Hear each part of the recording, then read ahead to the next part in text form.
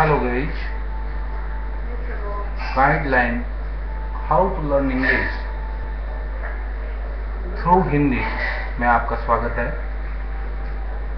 आज हम अंग्रेजी में स्मॉल लेटर्स किस प्रकार लिखे जाते हैं उसको सीखेंगे। गाइडलाइन ये जानता है कि हम अपने ऐसे व्यूअर्स को ये जानकारी दे रहे हैं जो कि अंग्रेजी सीखना चाहता है लेकिन इंग्लिश टू इंग्लिश होने के कारण वो चाहते हुए भी नहीं सीख पाते, उन्हीं को अंग्रेजी में कुछ गाइडलाइन देना हमारा उद्देश्य है। तो आइए गाइस, हम शुरू करते हैं इंग्लिश के स्मॉल लेटर्स। ये तो आप जानते ही हैं कि टोटल इंग्लिश में अल्फाबेट 26 होते हैं, 26 होते हैं। सारी अंग्रेजी इन्हीं लेटर्स पर टिकी है। आपका सुलेख अच्छा हो इसके लिए जरूरी है कि हमें स्मॉल लेटर्स का नॉलेज हो और यह भी नॉलेज हो, यह भी जानकारी हो कि कौन से लेटर्स कितनी लाइनों में आते हैं। आपका सुलेख अच्छा होने के लिए जरूरी है कि आप उन लेटर्स के बारे में जानकारी रखें जो 2-3 लाइनों में आते हैं। हमारा प्रयास है कि आपको यह वीडियो इस तरह की जानकारी देने में सहायक सिद्ध होगा। तो लेटर्स, स्मॉल लेटर्स गेस 2 लाइनों में आने वाले जो लेटर्स है स्मॉल अल्फाबेट के, वो 13 हैं। 13 कौन कौन से हैं? देखिए, आपको ये लाइनें दिख रही है 1, 2, 3, 4। हमने कोशिश की है कि इन लाइनों के माध्यम से आपको समझाएं कि कौन से लाइनें में आने वाले हैं। 2 लाइनों में आने वाले, बीच की 2 लाइनों में आने वाले अल्फाबेट लेटर्स हैं ए, देख रहे हैं आप, ये इन दोनों लाइनों के बीच में है। हमारा सुलेख अच्छा हो इसके लिए जरूरी है कि ये लेटर्स ना तो इन लाइनों से बाहर रहें और ना ही इन लाइनों के अंदर, बिल्कुल लाइन टू लाइन रहे, तब हमारा इंग्लिश का सुलेख अच्छा हो सकेगा। तो पहला लेटर 2 लाइनों में आने वाला है, बीच की 2 लाइनों में आने वाला है ए, उसके बाद बीच की 2 लाइनों में आता है सी। साथ में गौर से भी देखते रहिए कि ये दोनों लाइनों के अंदर है, न तो ज्यादा अंदर है न बाहर। Touch to upper and below line. E,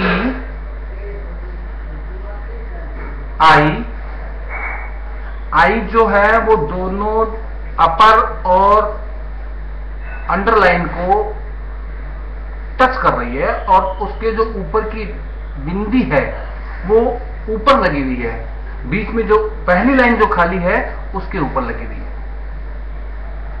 M दोनों लाइनों के बीच में है, टच होता हुआ, ना अंदर है और ना बाहर। एन, इसी प्रकार एन है। O, R, S, U, B,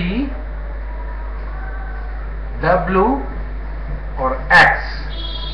ये 13 लेटर जो हैं वो बीच की 2 लाइनों में आते हैं और ये ना तो लाइनों से बाहर होने चाहिए न लाइनों के अंदर, टच टू लाइन होने चाहिए, तभी हमारा इंग्लिश का सुलेख जो है वो अच्छा हो सकेगा। हम ये मान के चलते हैं कि आप स्टार्ट कर रहे हैं और स्टार्ट करने वालों के लिए ये बताना जरूरी है कि हाउ टू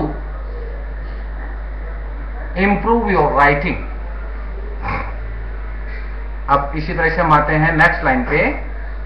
कुछ लेटर्स जो होते हैं वो ऊपर की 3 लाइनों में होते हैं और ऊपर की 3 लाइनों में स्मॉल लेटर्स में लिखे जाने वाले लेटर्स की संख्या है 7।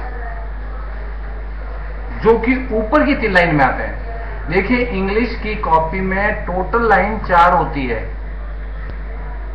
तो स्मॉल लेटर्स लिखते समय उन चारों लाइनों का उपयोग होता है। कहीं 2 का होता है, कहीं 3 का होता है, कहीं ऊपर की 3 लाइन का होता है, कभी नीचे की 3 लाइन का होता है। इस तरह से इन चारों लाइनों का उपयोग होता रहता है। हम देख रहे हैं ऊपर की 3 लाइनों में आने वाले इंग्लिश लेटर्स, स्मॉल लेटर्स, उनकी संख्या 7। गेज ध्यान से देखिए, ऊपर की 3 लाइन में है बी। बी को आप देख रहे होंगे कि ये बी जो ऊपर की 3 लाइन में, ये जो बी का पहला स्ट्रेट है, ये पूरी 3 लाइन में है। और इसके बाद जो बी का ये जो बैंड है, ये बीच की 2 लाइनों तक ही सीमित है, न बाहर है न अंदर है। बी डी, ये भी ऊपर की 3 लाइन में आने वाला है। वो भी इसी तरह से है कि इसकी जो स्ट्रेट जो लाइन है वो तो ऊपर से लेके नीचे की 3 लाइन तक होगी, और ये जो बैंड दिख रहा है आपको डी में, ये बीच की 2 लाइनों के बीच में ही रहेगा, न बाहर रहना चाहिए न अंदर रहना चाहिए, अगर आपको सुलेख सुधारना है तो। इसी तरह से एफ, गेज एफ की लाइन आप देखिए, इसमें थोड़ा ज्यादा हो गई है स्केच पेन की वजह से, लेकिन ये थोड़ा ऊपर रहता है। एफ बीच की लाइन में एफ वाली ये लाइन रहती है। एच स्ट्रेट लाइन, और एच का ये जो बैंड है वो बीच की 2 लाइनों में है, न बाहर न अंदर।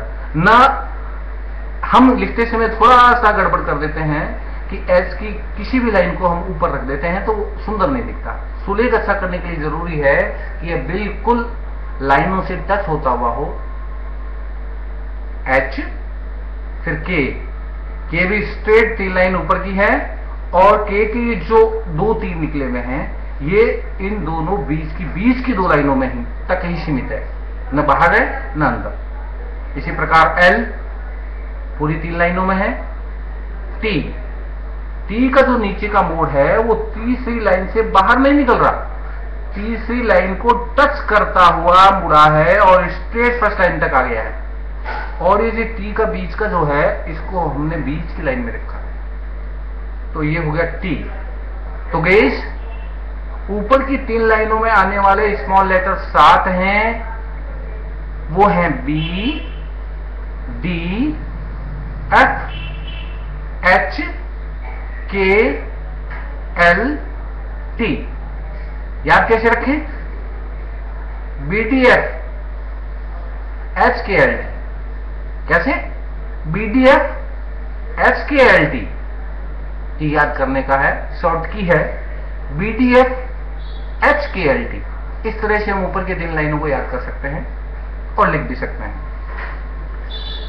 इसी तरह से नीचे की 3 लाइनों में जो स्मॉल लेटर्स आने वाले हैं उनकी संख्या है 6। कौन कौन से हैं?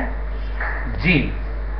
गेज ध्यान से देखिए, जी ऊपर की लाइन में नहीं है, स्टार्टिंग दूसरी लाइन से हो रहा है। नीचे की 3 लाइन में है तो ऊपर की लाइन को खाली छोड़ना है।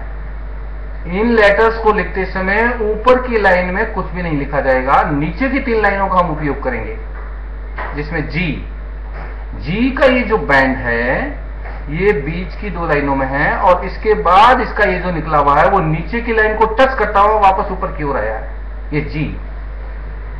जे इसी तरह से जे है, स्ट्रेट होने के बाद में जे नीचे की लाइन को टच करता हुआ वापस टर्न किया है, और ऊपर जो लगा है ये भी। पी स्ट्रेट है, और पी का जो मुड़ा हुआ है ये बीच की 2 लाइनों में है और नीचे की 3 लाइन में है। 2 से लेके स्ट्रेट है, दूसरी लाइन से लेके चौथी लाइन तक। इसी प्रकार क्यू है, क्यू पहली लाइन है इसकी, देखिए दूसरी लाइन से स्टार्ट होकर चौथी लाइन तक, दूसरी तीसरी और चौथी लाइन में स्ट्रेट लाइन है, फिर ये मुड़ी है, उसको टच करते हुए मुड़ी और वापस दूसरी लाइन तक आई है क्यू। और इसका जो क्यू का जो बैंड बोल्ड है, बैंड जो मोड है वो बीच की 2 लाइनों तक ही सीमित है, न अंदर है न बाहर। क्यू। वाई भी देखिए कि यहां ऐसे बैंड करते हुए लाइन गई तिरछी, और नीचे की लाइन को टच करती हुई वापस आई, और